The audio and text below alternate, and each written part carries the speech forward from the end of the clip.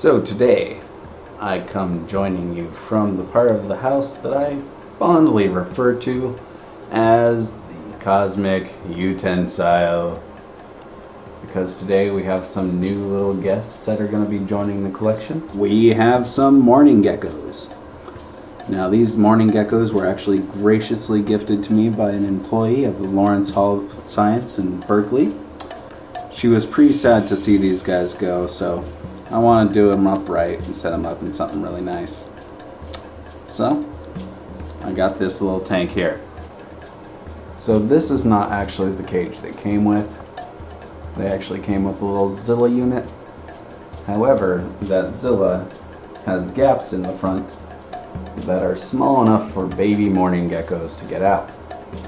Now, if you know anything about mourning geckos, you know that these guys are parthenogenic. These little parthenogenic geckos are actually capable of creating more baby geckos on their own. The females can produce viable offspring all on their own. No males involved. So, she was very kind in gifting me 3 adult mourning geckos and 3 babies. So, I'm going to set them up right, and hopefully we'll be making more and more baby mourning geckos into the future. Because hopefully at some point in time I hope to breed Arizona mountain king snakes. And those guys need lizards.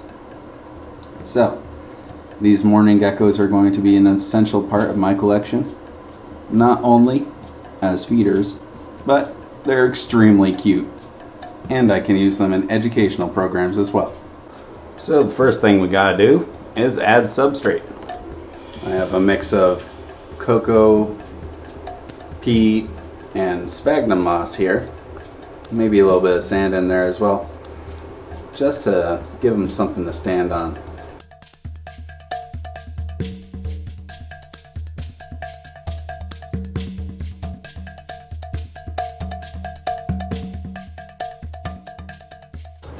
So this mix of cocoa fiber and sphagnum moss will keep things nice and humid in there for them. But we're going to add one more thing to the substrate that'll really make this something. So for this project, we're actually going to be adding some zebra isopods to the cleanup crew, as well as springtails, just to make it nice and homogeneous in there. Yeehaw! So we're going to add this little plant that my roommate brought home from IKEA. It's a cute little facsimile of an asparagus fern. I'm going to take off the sticker really quick. There we go. And we're just going to bury that in the dirt a little bit. Just like that. And we're going to see how they fit. I had a feeling this would be the case. Fits like a glove.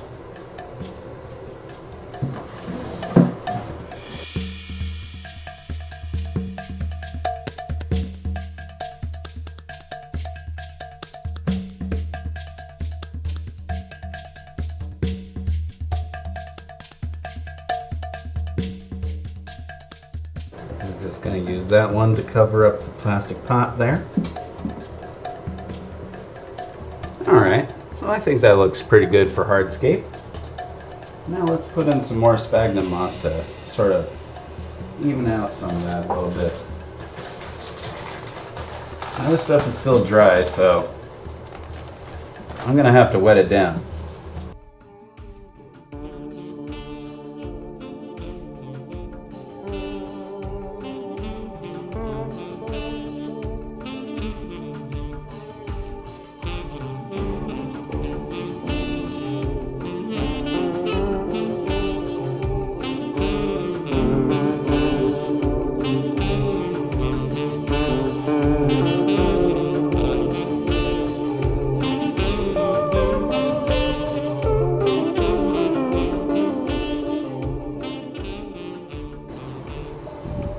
There.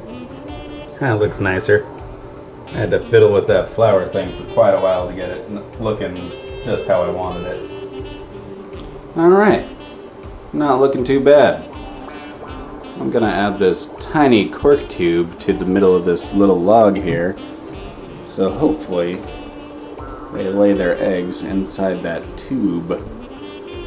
And I can just take it out and incubate the eggs separately so the parents don't hurt them or outcompete them for food or whatnot. But here comes the most strenuous part. Adding the geckos. Well. Welcome to my shower. Alright, well, this is the safest place to do this. I've got to move 3 quick, extremely small little geckos from that critter keeper into this tank. I'm using all the skills I know as a tarantula keeper and as a kid who's been catching lizards for 30 years. So, hopefully, none of them make their way into the vent. Alright, here comes the fun bit. Yeehaw. So I got my little catch cup here. These guys aren't super duper fast, but there's 3 of them in here, and they're pretty dang quick. So I'm gonna have to put the lid on right away as soon as all 3 of them are in there. Okay. These guys are not gonna make it easy.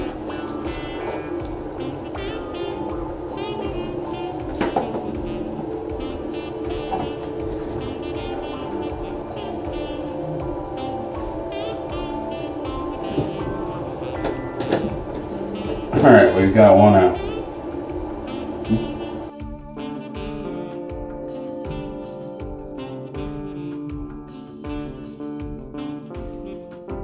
See, this is what I was talking about. Little punks like this, making life difficult.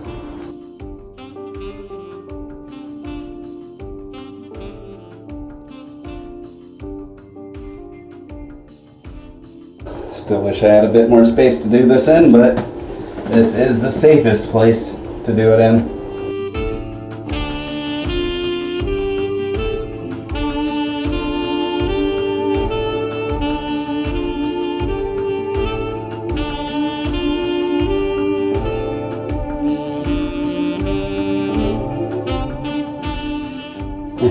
Perfect. Oh, that one went extremely well. In contrast to the last one especially. And there are 3 in here.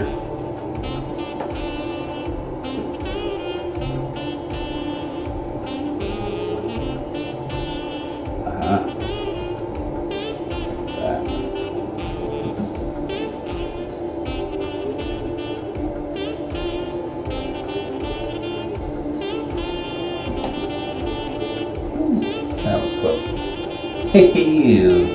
That is all 3 of them. 1, 2, 3. We got them. We got them. We got them. We got them. Alright. It's about 4:30 in the morning. And the geckos are finally out and about enjoying the new space. You can see this one's got some eggs in her belly.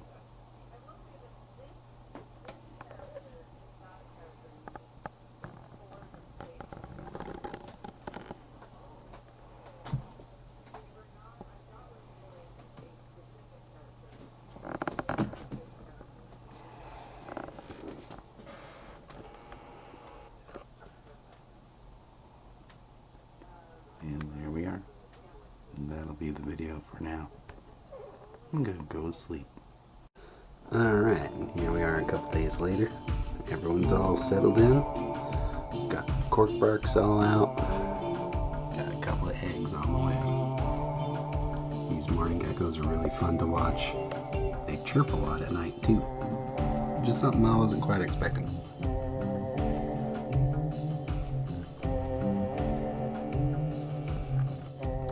And there's one of the babies right there. We've got about 3 in this little 1-gallon tank. It's good to keep the babies separate from the adults because the adults might just nip off a tail or 2. Or even worse. And these guys can't quite compete with the adults for food as well. So, we keep the babies in this little one. Alright. Thanks for watching.